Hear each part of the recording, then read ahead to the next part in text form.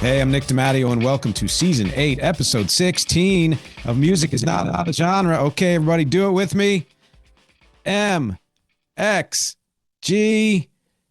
I love it when the guests do it with me too. Thank you as always for watching and listening. As I have been mentioning the last few episodes, the mid-roll is the place where you can hear all of the promotion for this show. And please do stick around, when we take our break to listen to that. It's very short and it's got a lot of information that will help you support this show and other things that I do. And of course, indie creators like us always need your support. So please stick around from that. The only thing that I am going to mention before we start the show is if you notice, those of you who cannot see me, I am wearing one of the new T-shirts from my store. It features the new Rec logo and one of the new Rec logos, and I've got about 12 or 13 other new designs there at the store. So if you go to nickdimatteo.com/shop, you can check those out. And if you join patreon.com/music is not a genre, you get an automatic 10% discount on everything in the store. But let's get to the topic now, and that is BackTalk with Steve Erickson, round 7, that Spotify book. And this is actually the 11th book talk here on Music is Not a Genre. I believe that I misnumbered the last one and said it was 9 when it was actually 10. So please don't trust anything I say from here on out. This is book talk number 11. And that book that I am talking about is right behind me. It is Liz Pelly's Mood Machine, The Rise of Spotify and the Costs of the Perfect Playlist. And we're going to summarize the book and talk all the way through it. And please also, the bonus MxTRA at patreon.com/music is not a genre is going to be my chapter by chapter take of the book. I'm going to share all of my notes with you, and there are quite a lot of notes. So please go to patreon.com/music is not a genre to check that out. But let's get to the show. Hey, Steve, how are you today? Pretty good. At least as much as you can be in America right now. Yeah, we've been talking a lot lately, and we're actually going to get to this much later in the episode where we're going to kind of bring it back around to this, how uneasy everyone has felt, as we know. And that unease is just getting greater and greater every week. Yeah. So, Spotify what were we going to say? is linked to ICE. Yes. So, and we're going to show why Spotify is linked to ICE and so many of the other very interesting and disturbing things that we discovered in this book. And so, what the book is essentially is, Liz Pelly did a lot of interviews and research over the last few years on Spotify, even went to Sweden, the whole thing. And she did a history of Spotify, bit of a prehistory, but mostly the history of the company, how it developed, why it started, that whole thing, what the issues are with the company. And some of these I've mentioned before, which have to do with the low royalty rate for artists, etc. That's kind of the one I'm most obsessed with. But I was honestly amazed and dumbfounded and disturbed with how many issues there are with this company. And she lays it out point by point. And we're going to go over some of those points together today. Great. Yeah. So the first one I want to talk about is something that really struck me, because you can think of Spotify as a user interface essentially that collects all of this music, and you go on and it has a certain way where you can find music and play it, and et cetera, et cetera, et cetera. And you think, well, that's all it is. And you've got the artist side and the business music industry side, and you have the fan side. But what I didn't even think of, and the title of the book alludes to this, and that is Spotify and the playlists that it creates and pushes out to the audience, to its users, actually has shaped music itself.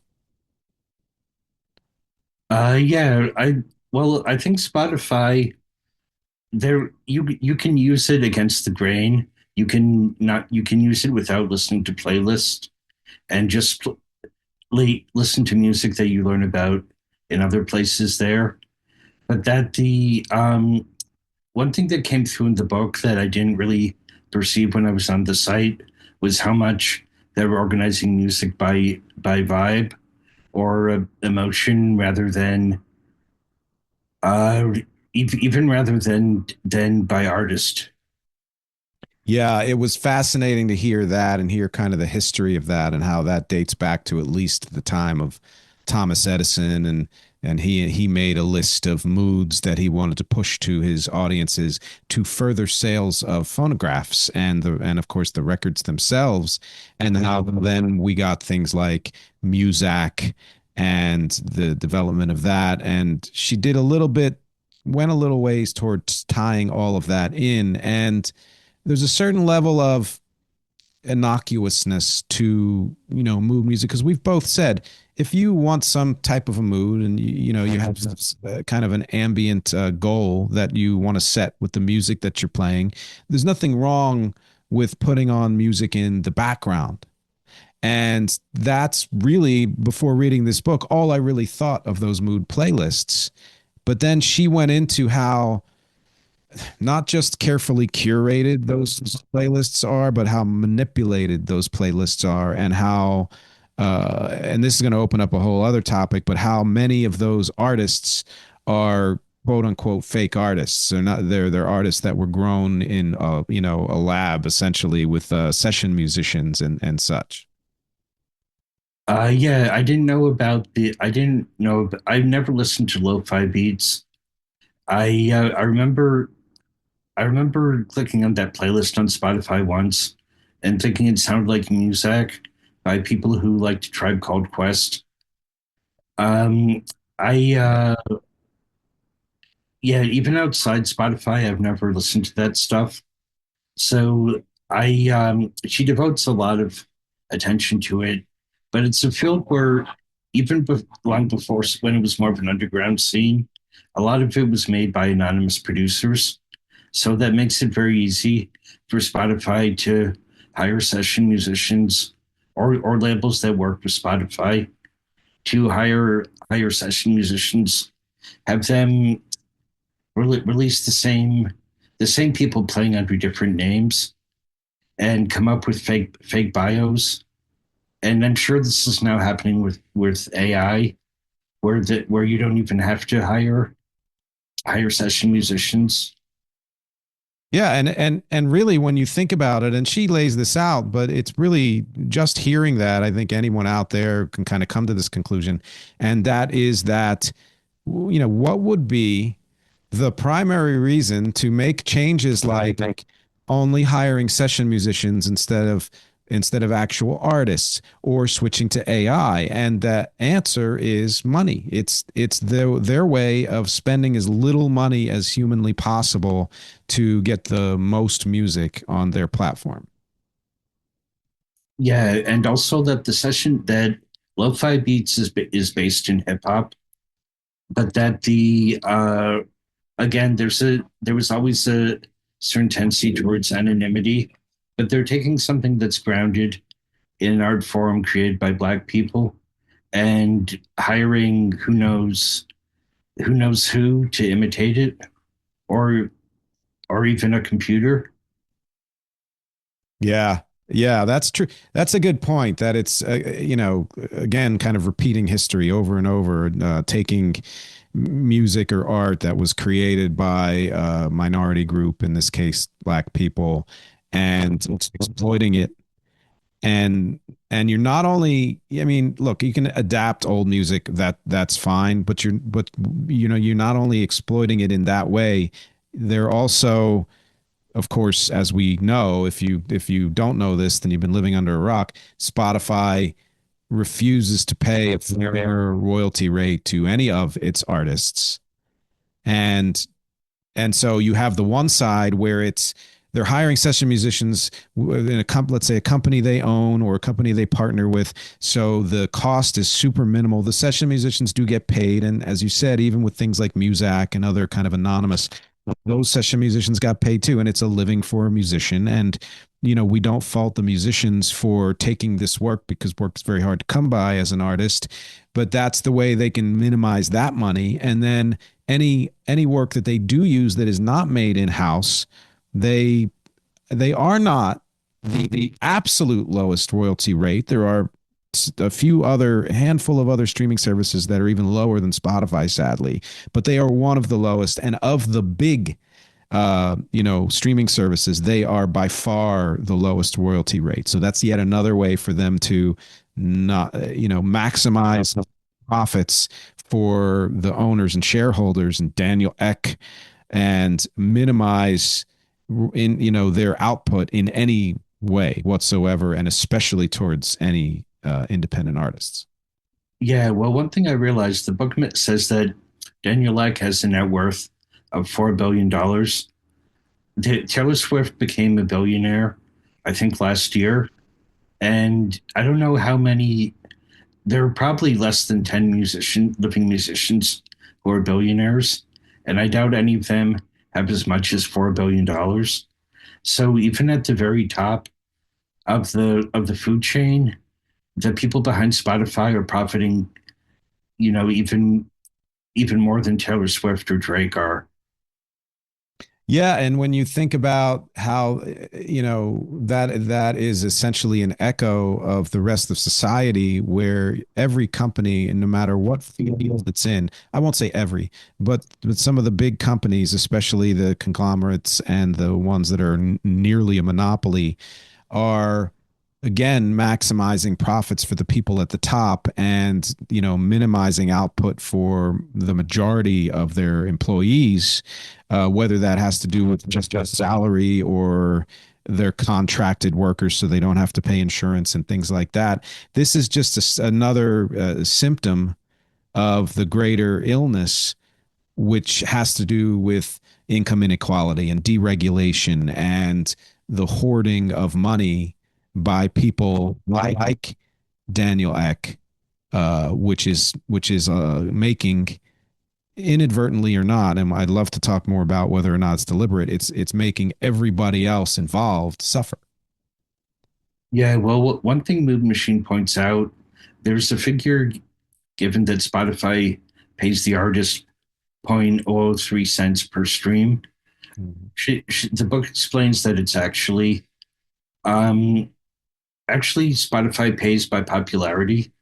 So rather than paying someone for each stream, but also that if you're signed to a label, probably the best deal you're going to get is 50% of the profits. So that means you actually get like 0.0015, and most major label deals you get 15% of the profits. So that's even less. Yeah, we don't think about that. And I did read that. I thought it was very interesting that artists signed to labels actually get less per stream than truly independent artists. And I don't even mean artists on indie labels, but artists like me who are not part of a label. Now, of course, they're getting far more streams than unknown artists or truly independent artists, unattached artists, let's say. But even then, they are getting cheated out of a lot of their money. And you're right to say that 50% in this business is actually an incredible percentage, and that's the exception rather than the rule. That most of the time you're getting far less than that, 15 or 20%. Yeah, I mean, I think that's why Bandcamp has such a good reputation because they pay 82% of the profits to the rights holder. So even if you're on a label where you get 50% of the profits, that means you get 40% from sales on Bandcamp versus uh, however much that would be, half of tiny fractions of a penny. There's also when you get radio play, you get publishing royalties. I'm not sure why you don't get artist royalties. On Spotify, theoretically, you get both. If you're the artist and you wrote your own song, I'm not sure how much you get paid per radio play, but if you get, obviously there aren't enough radio stations to get played 10 million times, but the equivalent of that would be like a minor radio hit, and uh and getting played 10 million times on Spotify equals, I don't know how much money you would get for that, but this is an example I've used before, but where the musician Ben Jordan said he got 14 million plays on Spotify last year and made $17,000, and he releases his music himself, so he's getting all the profits. Yeah, I mean that's a good example, and that is, I mean, look, that's considered a pretty good haul these days for a musician. But you have to make, I know artists personally through family, friends, what have you, who are getting hundreds of thousands of streams on there. And there used to be a day back when where I would see that and I would be kind of jealous and say, "Oh wow, well I'm not getting that many streams. They must be doing really well." But that amount of streams does not even come close to constituting a living, let alone paying most of your bills. And you're right that you do get, the publishing and the streaming royalties, although as we know a couple of years ago, Spotify said if you're not getting 1,000 streams for a song or whatever it was, that they're not going to pay anything, which just is like a further kick in the teeth for independent artists and goes back to your point about being paid more according to popularity than actual streams. And as well, that popularity is tied into the fact that they have such sweet deals with the major record labels that the last thing they want to do is upset that apple cart. So they'll do favors for them and maybe some of the bigger indie labels as opposed to everyone else where they couldn't care less, how much money they give them. Yeah, like, and also with the feature where you can pay them but you don't get any royalties, or you get reduced royalties in exchange for premium Yes, placement that's discovery mode. Yeah. discovery mode. We don't know who's benefiting from that. Or there are probably songs that have become viral hits, or only because they are on discovery mode, and therefore Spotify has them on the playlist that everyone's listening to. But there's a lot of discourse lately about industry plants, and people are very paranoid about. I often A lot of that discourse is really kind of ignorant. Like, people think that Dochi and Chapel Roan are industry plants when they've been making music since like 2018, 2019, and that you can check that very easily. But it feels like there's a way that it's very easy to, just uh, payola was outlawed at one point, although I'm sure in some form it still happens. But there's also just the fact that I'm sure with the fact that major labels own a share of Spotify, if there's a new artist they want to promote, they'll get placement on the big playlists. That doesn't guarantee that they'll have a hit, but it sure makes it a lot easier. Whereas the path to getting on a playlist, if you're releasing your own music or you're on a small label, seems very mysterious. Well, and it actually brings up a couple of things. And yes, the thought of anybody at lower levels, getting anything than a stroke of luck on a TikTok, video or something like that.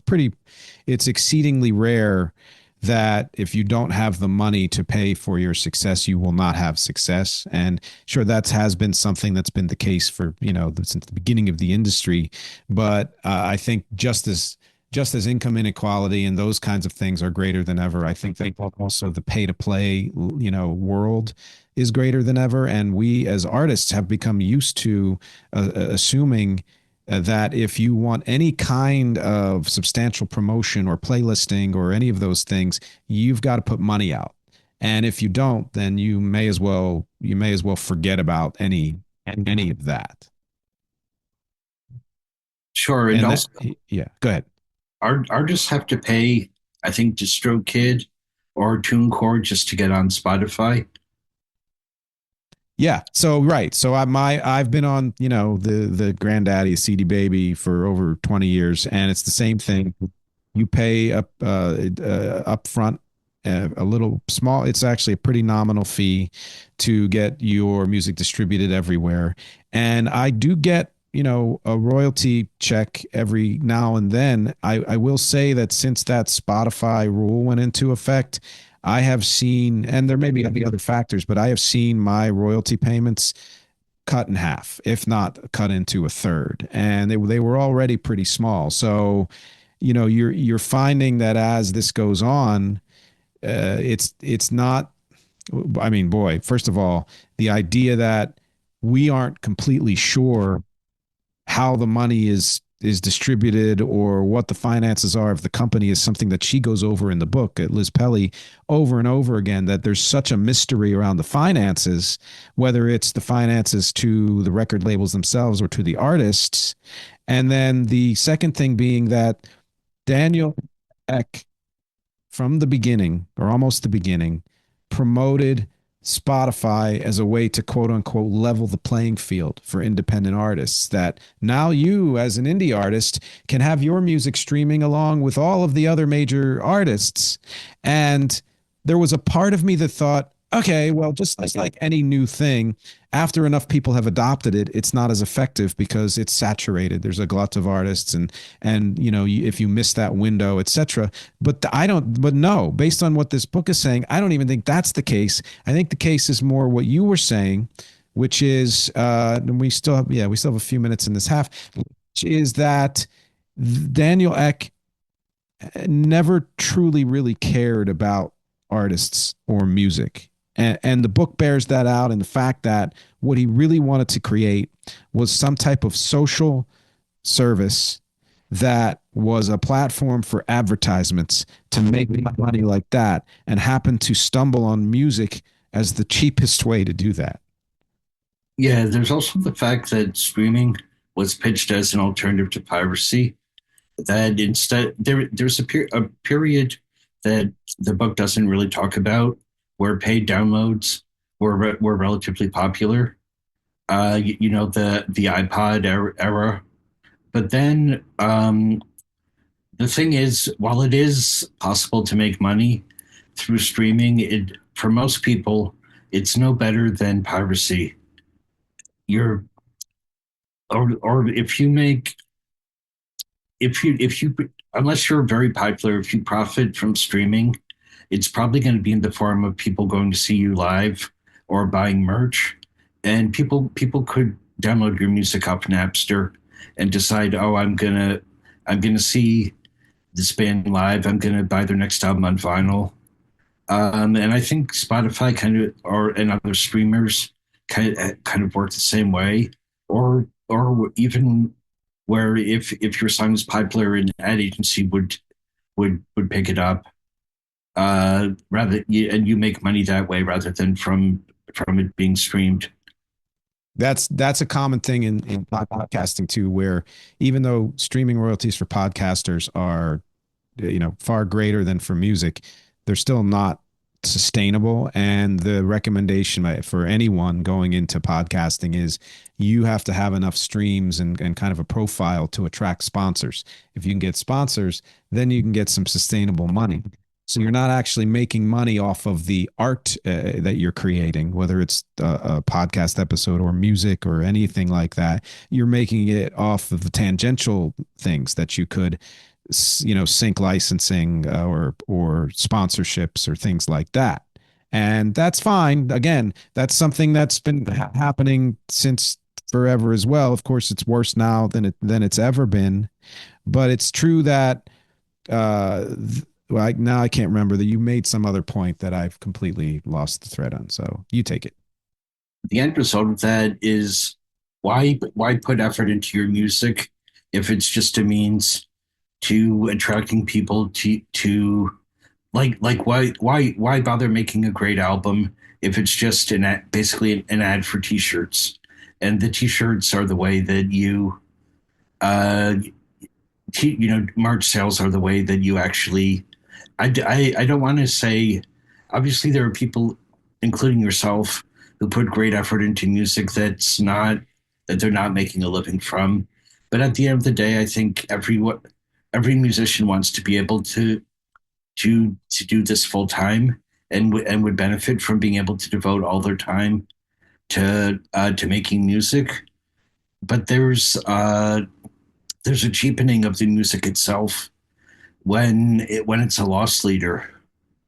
But she did talk about that too, and it's something that it's existed before her book. But the idea that the easier it is to acquire something, the cheaper that thing feels, even if in the making of it, took the same effort and time, and it's in some cases money that it would have when you had to buy a CD or a download. And I will say from the artist side that it's yes, much harder to get the attention of people to want to listen to something just for its merit. And secondly, that I, at the start of the, Napster era and all of that, FrostWire and LimeWire and all of that, it was the same level of excitement as a listener as listeners have gotten from streaming, which is that anything that popped into your head you want to hear was at your fingertips. So for the listener, it's been kind of a boom. It's much cheaper to get thousands of albums, however many, there's no limit on the number of albums you can listen to in 1 year for the monthly fee for whatever streaming service it is, which is far less than you would pay if you had to buy those things. And when you're talking about things like buying downloads, I will say that, and this was primarily from Bandcamp, although there were a couple of other places prior to Bandcamp where it was good for me.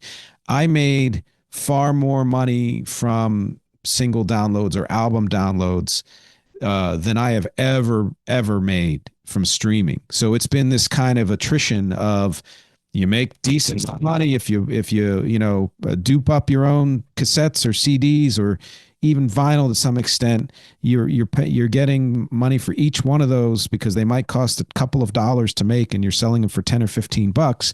And then it was the download era where you didn't have to put much money up front, but at least you were getting something for each single or song that you were creating. If somebody wanted it, they had to pay for it first. And now it's nothing. It's pretty much amounts to nothing. Yeah, the rapper Open Mike Eagle has talked about the effect of Napster and on hip hop, where he thinks the reason that there's much less variety in mainstream hip hop now, and in terms of what major labels will sign.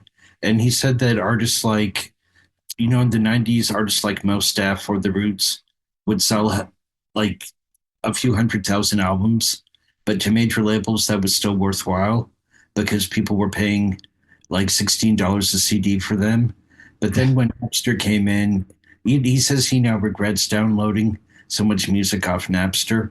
And on the era that we're now in, those artists, if the Roots were a new group, they would probably sell. He estimates they would sell like 50,000 albums, not 500,000. So major labels are no longer interested in that. It has been, we were talking a little bit beforehand about how labels are, I mean, I've seen like subsidiaries being shuttered or smaller labels, their A&R, efforts have been greatly diminished because they understand how different the landscape is now as far as what can make any kind of money. And we're going to take a break in a second, but I want to kind of preface that within the second half, among other things, what I would like to talk about is how that landscape has affected what kind of music is being created by artists. And secondly, which artists have decided they don't want any part of this and they've left Spotify. So those are a couple of things that we're going to talk about in the second half of BackTalk 7 here with Steve Erickson. So stick around, please. Again, take a listen or watch to this mid-roll. It's very important as we were talking about the subject of indie artists not making much money. Be very helpful if you stuck around for that. And of course, stick around for the second half. We will be back in about a minute.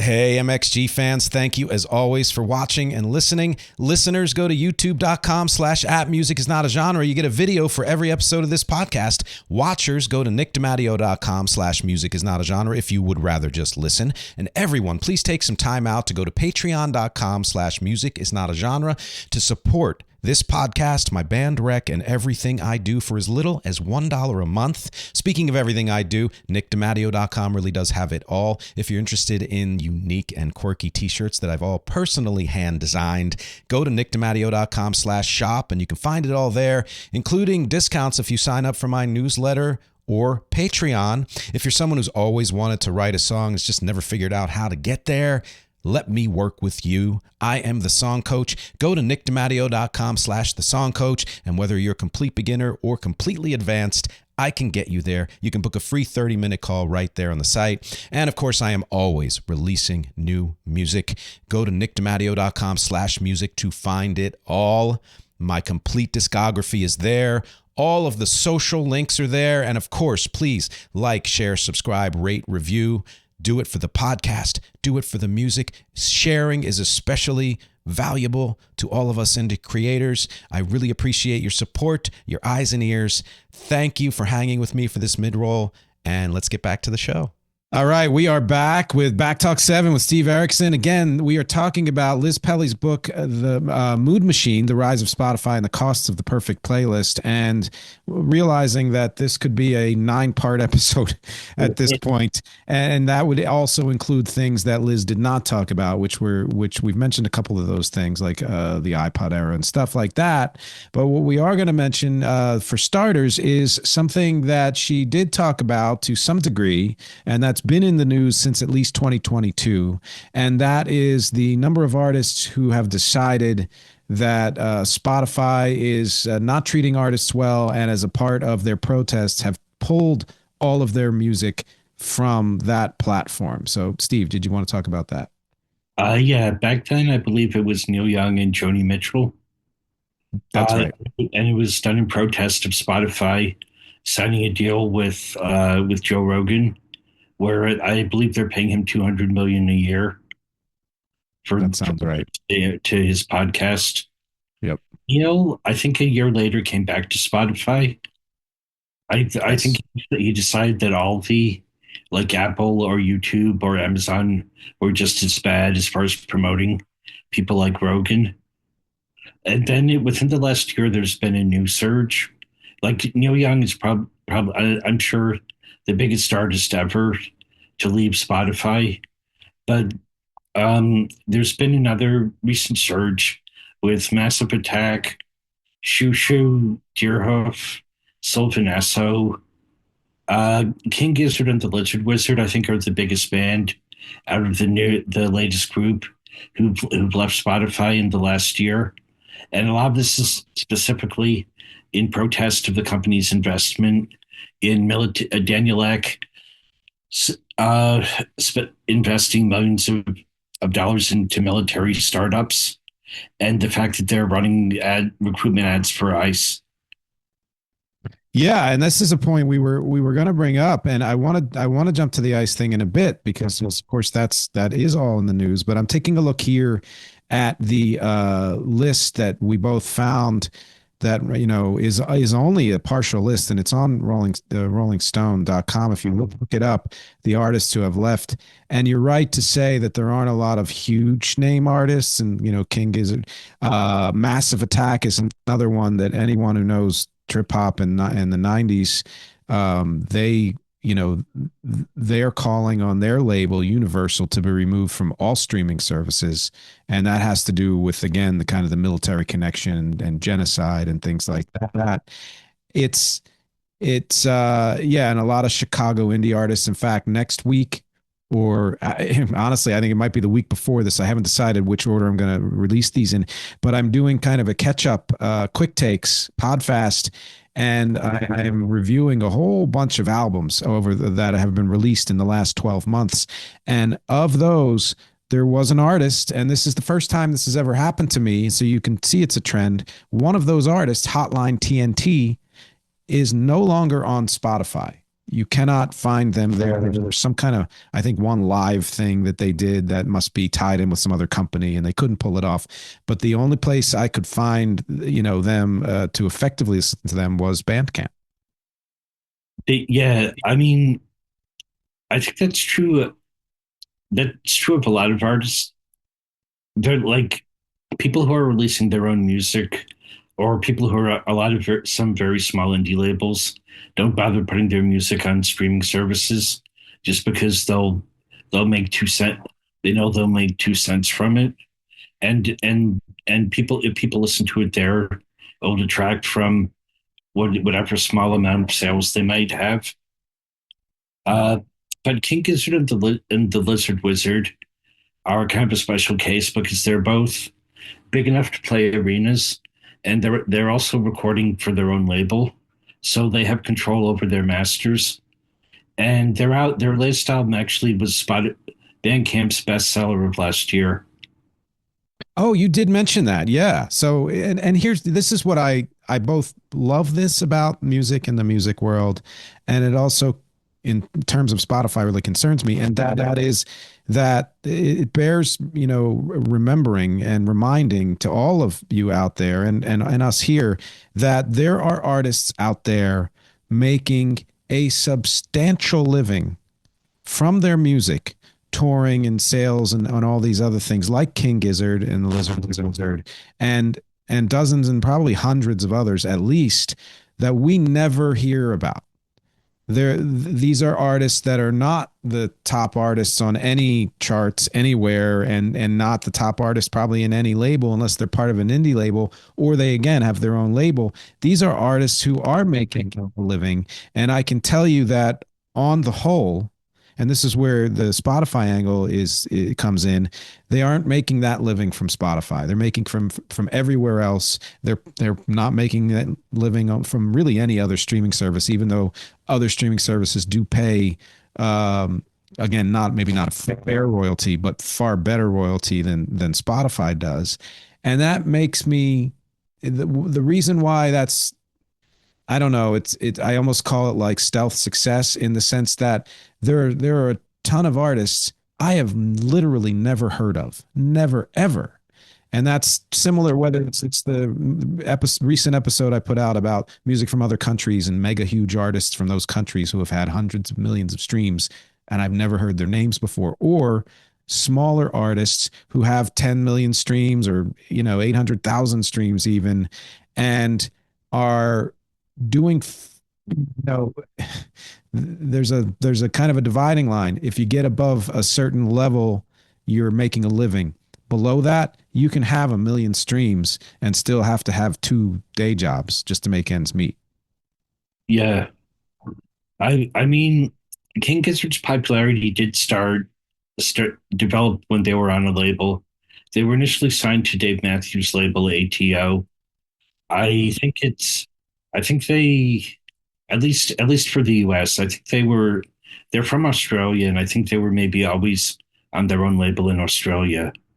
But they left ATO. I'd be curious how many albums they sold through Bandcamp if they were for their bestseller of last year. But they're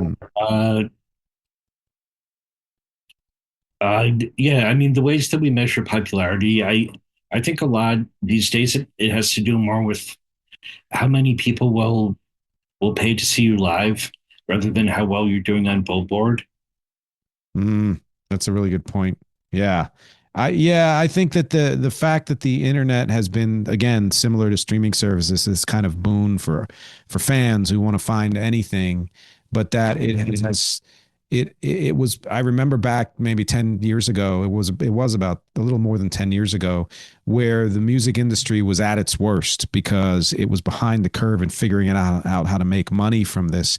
And there was almost some level of hope for artists back then that, okay, you're gutting the industry that screwed with us all these years. And maybe that means that moving forward, things are going to be better. And then what we come to find is the major labels figured out how to work with streaming services. And now they're doing far better than they were, over a decade ago, far better.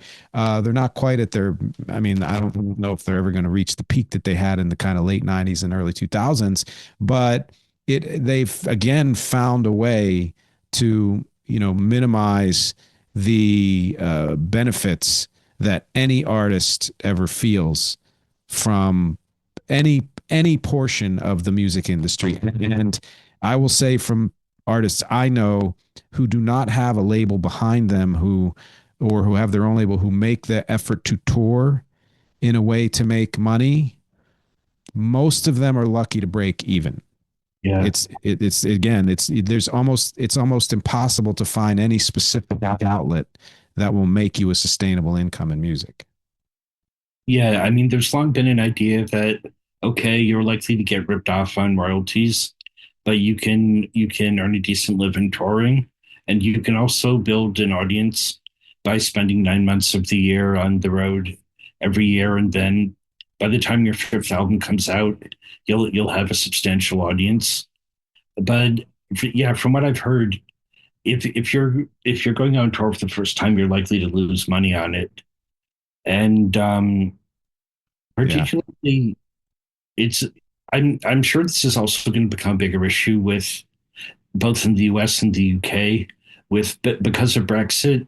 There was a long period where British artists didn't need a visa to tour continental Europe, and that's no longer true. And also, people are going to shun the US. People are going to be scared to come here just as tourists, but as a musician who's made any kind of political statement, uh, would you feel safe touring here? That's a great point. I mean, and when you think about and I think it's a perfect place to get into this fact that was just announced, I think last week that the one of the things that's supposed to be the standard bearer for countries working together, even though of course behind the scenes it is that, but it's also many other things that are in dispute, and that is the Olympics.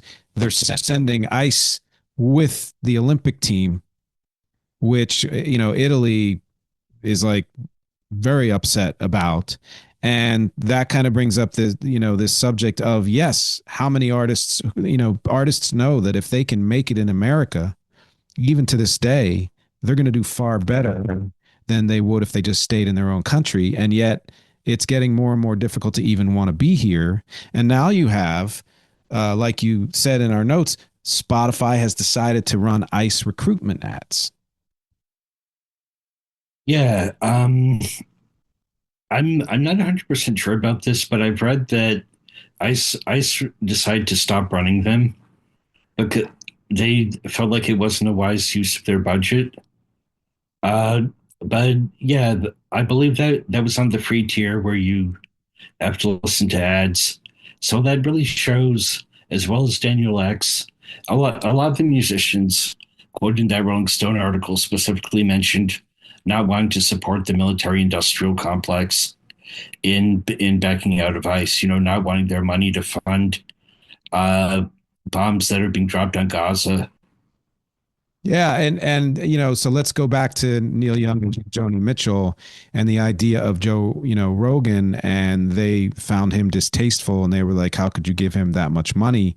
So some of these protests, and the exodus has less to do with the royalty rate, which in and of itself is a good enough reason to leave, as far as I'm concerned, and more to do with politics and follow the money and where is the money going. And so even if ICE has decided to pull its ads from Spotify, the fact that Spotify would be okay making a decision like that just yet again shows that their entire objective is to just find a way to make the most money possible, and they'll take it from whoever is going to pay them. And I think that means that, full disclosure, I have not yet left Spotify as a user. I am working towards that. Steve has. He left a few years ago, but we talked about this. I may be one of the worst users for Spotify because I don't follow their suggestions or curated playlists or the mood machine stuff.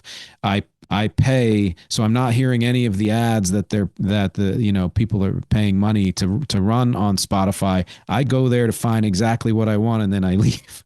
So that's if you're gonna use Spotify. I know many of you still do, and I'm not saying leave now. That's your personal decision. Try not to just follow the algorithms and try to make this something that is more personal to you, because like so many other efforts with what we're working on here, we have to find ways to control these outlets rather than them controlling us, whether it's Instagram or TikTok or Spotify or anything like that. But back to my point being, now we have artists like Tom Morello and Bruce Springsteen, doing concerts in Minneapolis, and people much more aware of the fact that we need to come together to try to create some kind of a sea change that's going to convince more people. Which, why do they need convincing now? Apparently they still do. That how we are conducting quote unquote business in this country is the worst it's been in how many decades, since Kent State, you know. Yeah, this is a really terrifying time to be an American, and yeah, to tie the Springsteen song in with Spotify, I looked at the Spotify top 50 over the weekend, and I was surprised that Streets of Minneapolis was not on it. It's possible that they take a few days to update this, but it was the number one selling song on iTunes.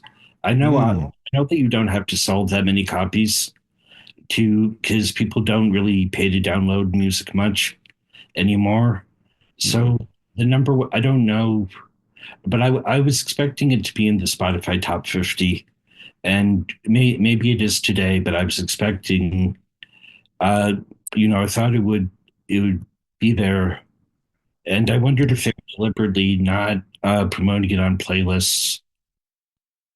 I wouldn't be surprised at this point. I think that there's no, I mean, there is the only incentive they would have for promoting something like that is that they know Bruce Springsteen is an automatic moneymaker, and there's no reason to deny themselves the money that he will make, whether or not, like they're pretty much agnostic in terms of ideology. They're just going to go to where the money's going.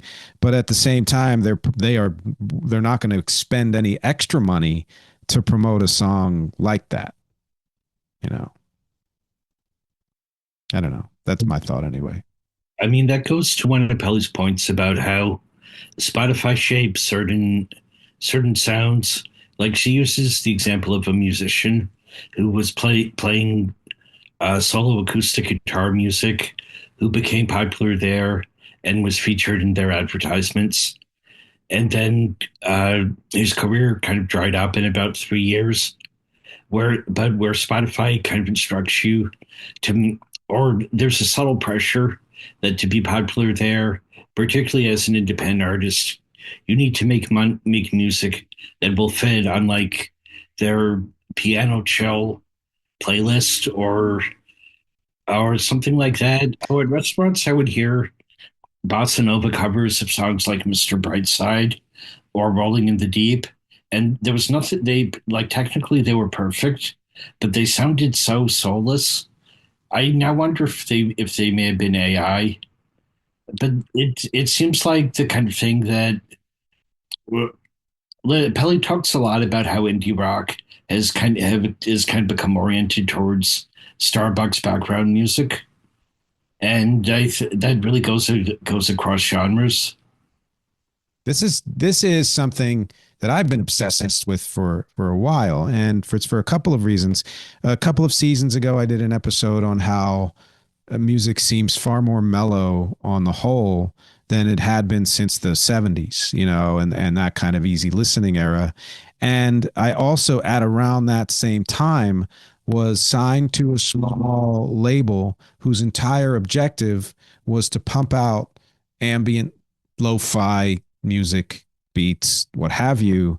And the experience I had, I forget the name, something about a chameleon, I think. The experience I had with them was so awful that I was glad when we parted ways, even though it might have been some type of opportunity. Initially I was a little bit like, well, I could have done that. I can gear, some portion of my music towards that, the way that artist you mentioned was doing, but the same thing probably would have happened, which is eventually that well is going to dry up, because it really isn't about that music serving any artistic purpose. It is filling a slot in the need of, in particular, Spotify, where it needs ambience and all of those kind of things. And again, objectively, there's nothing wrong with that kind of music. But if you're listening to an essentially what's a Muzak version of Mr. Brightside, and you're finding it soulless, it could be AI because if you listen closely enough, you can tell the difference. Or it could be something like what was mentioned in the book, which was there are session musicians who are killer musicians who can just, put things together right in the studio, who have said they have tried to make this music more interesting. And the person directing them is like, you have to make it simpler, which essentially means you're attracting too much attention. And the music that I initially sent to that company that was rejected for that reason. It was too interesting. It needed to be way more docile and background and boring. And and so as an artist, you could say, or as a musician, you could say, well, hey, if that's one way for me to make money, then I'm just going to find, as dull and boring as possible. I'm telling you, you might be able to do that for a year or two. And then you're either going to just be completely disillusioned and sick of your own work, or they are going to be sick of you and move on to the next new thing, Yeah. you know? And it really tied into that idea that, like you said, artists even in indie rock are gearing themselves toward this mellower kind of coffee house style or background. And those of us who are old enough remember you could go into a Starbucks and buy like the CD, which had bossa nova or some other kind of like chill music that you might want to play, and thought it was a pretty innocuous thing. But it does explain to me why it seems like it is very hard to find commercial music that ever rises above a slow boil. It's all so mellow and has been for so many years. And now and then you'll get an artist who punches through that and is a lot bigger and brasher and bolder. But those are the ones that have that either have very little career and can do whatever the hell they want. So they're doing what's in their hearts, or they're so big that they can also do whatever they want and just decide to do that. But everybody in the middle is forcing themselves to follow in lockstep with this idea that Spotify, by its ability to shape what makes money for them, is now shaping not just how music sounds and not just what music people tend to hear, but the actual artists who are making the music are being influenced by that. Yeah, I mean, I do think there are a few exceptions. Like, there's been a resurgence of metal, and there are rappers like Playboi Carti and Yeat and Ken Carson who are making pretty abrasive music that's also enormously popular. But yeah, certainly people like MxG or Phoebe Bridgers or Billie Eilish, all of whom I like, but it seems like there are thousands of really bad imitations of them out there.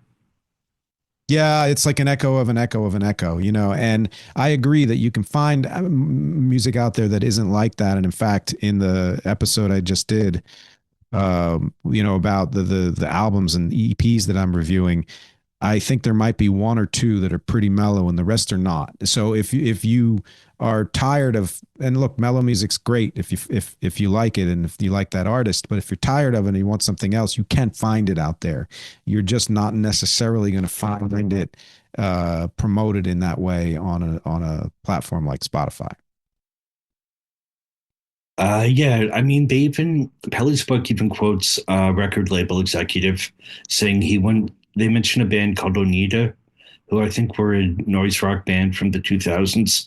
And he said, now I wouldn't sign a band like that. Oh yes, I remember that. It was well, I think, was it the label Jaguar perhaps? I Yeah. which I actually submitted to a year ago, and I haven't heard anything yet. And it's partly because they don't have, again, a large enough side of their A&R that's looking for music that is anything but what Spotify will play. And that's it's a sad business decision to have to make as an indie label. But if you want to be sustainable and support the artists who are already on there, you need to find ways to play with the system and yet also hopefully stay true to your mission. And a label like that, that's been around for a while and has a good reputation, is struggling to stay true to their mission. Let's just say. Yeah, I in the towards the end of Moon Machine, Pelly starts to think about solutions. And one thing she suggests is libraries connecting to local music scenes and licensing local artists for say for a couple of $100 a year.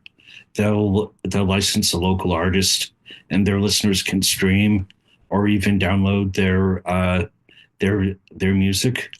There's also a collective she mentions of jazz and free improv musicians.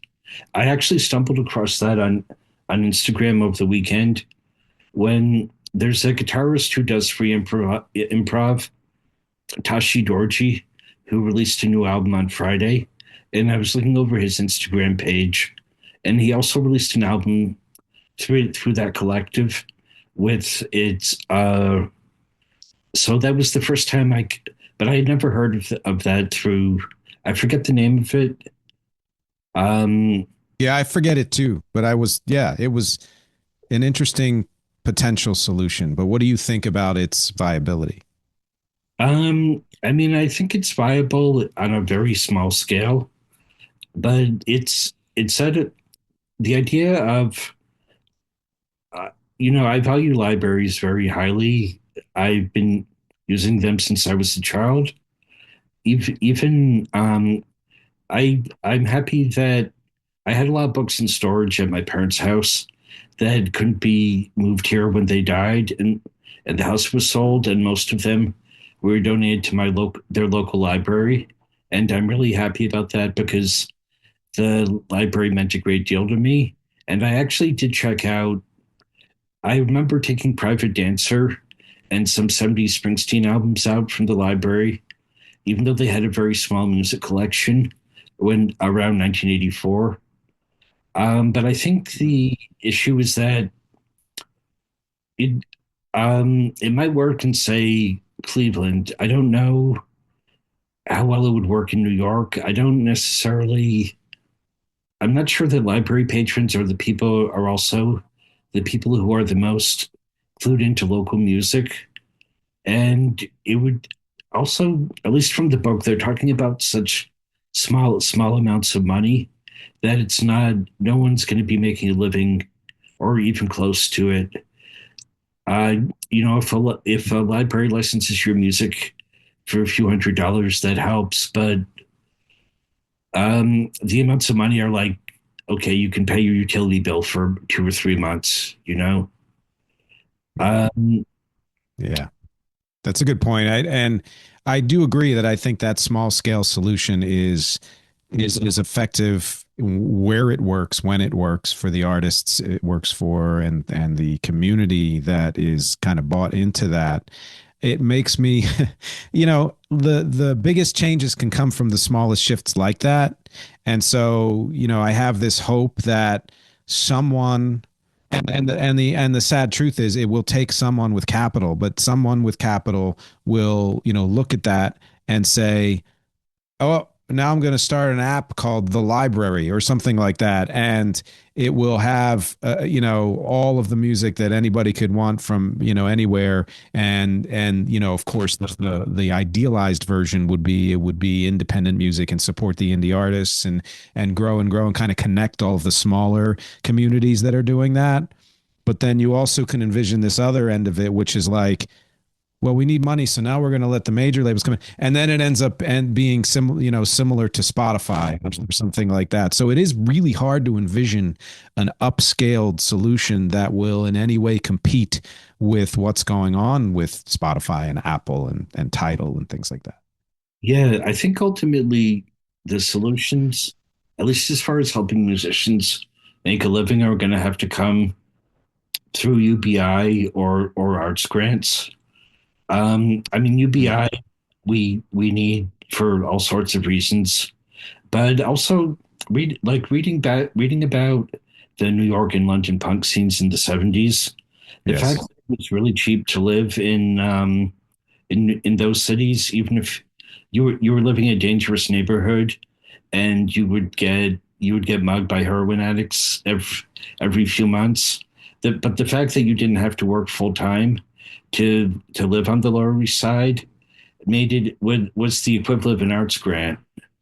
But And Catherine and I talk about that all the time. That we know a ton of artists in the city right now who are trying to do what artists have always done for decades. The difference is they're doing it with 3 or 4 jobs, as opposed to maybe they worked in the local diner and were able to make enough money scrape together to pay some their cost of living.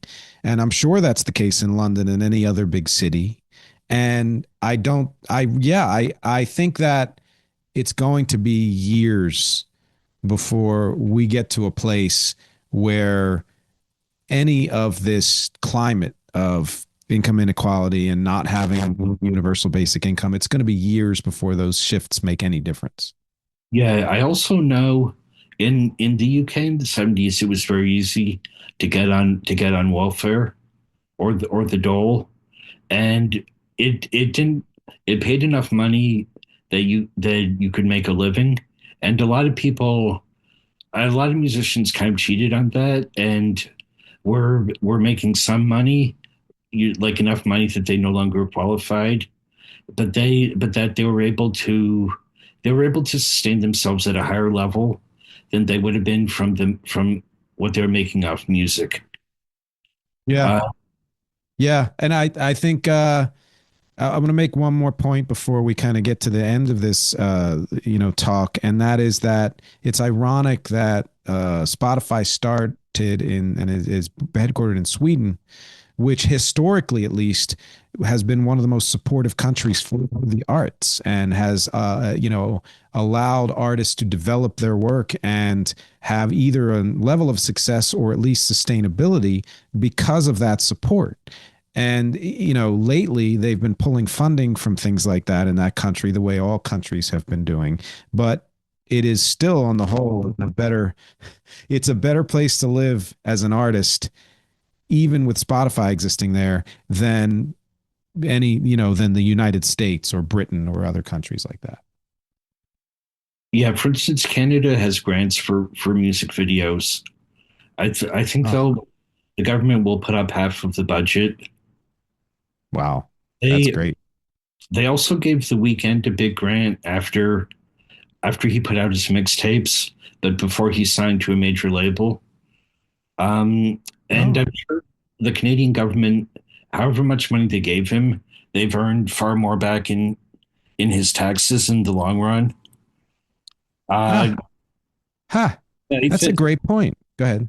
it's true in the long run, even for the periods that I was talking about in New York and London, where you know, even if people were cheating on the dole, in the long run, they contributed to Britain's soft power and made it seem like a really interesting place.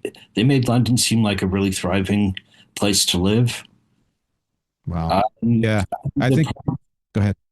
that can lead to gentrification, but uh, Well, you, yeah, and, these kind of things always shift and spiral and go in one direction or another. But I think your general point is well taken, which is that the smallest amount of support can yield some great benefits, not just for the people who are being supported, but for the community and society at large. And, you know, we can only hope that those kind of shifts will happen. We're gonna wrap this talk up, but before we sign off, is there anything else you want to leave the audience with? I would just say that if you can afford it, it's important to financially support the artists that you like and actually spend money on their music.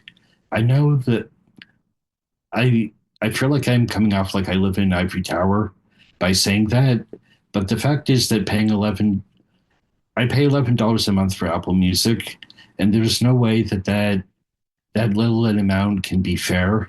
I think you would need to charge $40 or $50 a month to be able to pay artists fairly, I think. So to the extent that you can, I would really recommend, buying downloads on Bandcamp, buying vinyl, going to see live music, buying merch. Again, I know that we're going through a period of inflation and the economy is probably going to get worse.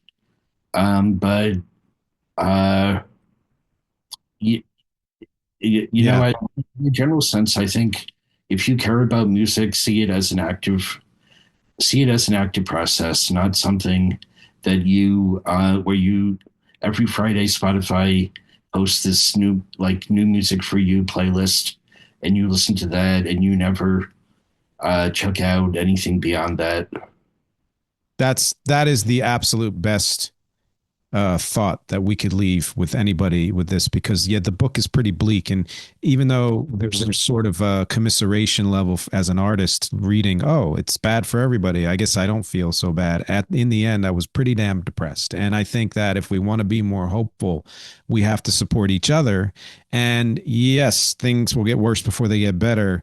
If there's any possible way for you to set aside even 50 or $100 for the year to devote towards spending that on Bandcamp or merchandise from artists or anything like that, please consider that, because it's less money than you're paying for your streaming service for the year. But if everyone did that, artists like us would be supported far more than we are now. So anyway, if you're interested in this topic, I would suggest reading Mood Machine and, disabusing yourself of any notion that Spotify is neutral. And Steve, these back talks are always a real pleasure for me. Thank you for being here today. Thanks. This was a great opportunity. Hopefully, maybe another book will come out in the second half of the year. I think it will. I've already got one on my night table. I'm going to be reading, and maybe we'll talk about that one.